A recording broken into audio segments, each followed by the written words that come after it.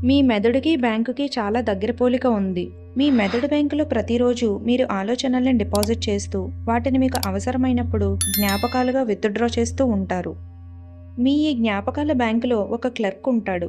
మీరు జ్ఞాపకాల బ్యాంకుకు వెళ్ళి, "ఏమయ్యా క్లర్కు, మిగతా వాళ్ళందరికన్నా నేను చాలా తక్కువ వాడిని అని ఇంతకు ముందు నేను బ్యాంకులో డిపాజిట్ చేసిన ఆలోచనలను నాకివ్వు" అని మీరడిగితే, అతను, "తప్పకుండా సార్. కిందటిసారి ఈ ప్రయత్నంలో మీరు 2 సార్లు ఓడిపోయారు. మీరు ఏదీ సాధించలేరని 6వ క్లాసులో మీ టీచర్ చెప్పింది గుర్తుంది కదా! గుర్తు చేసుకోండి" అంటూ మీ చేతకానితనం గురించి మీ మెదడుని తవ్వుతూ పాత విషయాలను గుర్తు చేస్తూ ఉంటాడు. కానీ మీ క్లర్కును మీరు ఇలా అడిగారనుకుందాం, "ఏమయ్యా, నేనొక నిర్ణయం తీసుకోలేకపోతున్నాను. నాకు కొద్దిగా ధైర్యాన్నివ్వగలవా?" దానికి, "తప్పకుండా సార్. కిందటిసారి ఇలాంటి విషయంలోనే మీరు విజయం సాధించారు. దానికి మీ ఓనర్ కూడా మిమ్మల్ని మెచ్చుకున్నారు. మీ స్నేహితులు కూడా మీ తెలివితేటలను ఎంతో మెచ్చుకుంటారు. ఒకసారి గుర్తు చేసుకోండి" అంటాడు.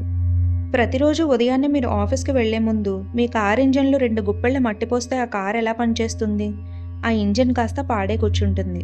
అలాగే చికాకు కలిగించే ఆలోచనలు మీ మనసులో పేరుకుపోయినట్టయితే మీ మనసు కూడా అదే విధంగా పాడైపోతుంది. సరిగ్గా నిద్రపోయే ముందు మంచి ఆలోచనల్ని మీ బ్యాంకులో డిపాజిట్ చేయండి. మీకు జరిగిన మంచిని తలుచుకోండి. మీ జ్ఞాపకాల బ్యాంకు నుంచి కేవలం పాజిటివ్ థాట్స్‌ని మాత్రమే విత్‌డ్రా చేయండి. ఏ రకమైన అనుభవాలను గుర్తు చేసుకోవాలనుకున్నా వాటిలో మంచినే తలుచుకోండి.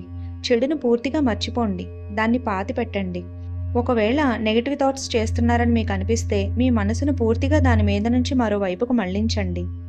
మీ మనసు బాధాకరమైన విషయాలను మీరు మర్చిపోవాలనే కోరుకుంటుంది. మీరు సహకరిస్తే చాలు. ఈ బాధాకరమైన జ్ఞాపకాలు క్రమంగా ఒడిలిపోతాయి. ఒక్క మాటలో చెప్పాలంటే, మనం గుర్తుంచుకోకూడదు అనుకున్నట్టయితే బాధ కలిగించే విషయాలను సులభంగా మర్చిపోవచ్చు.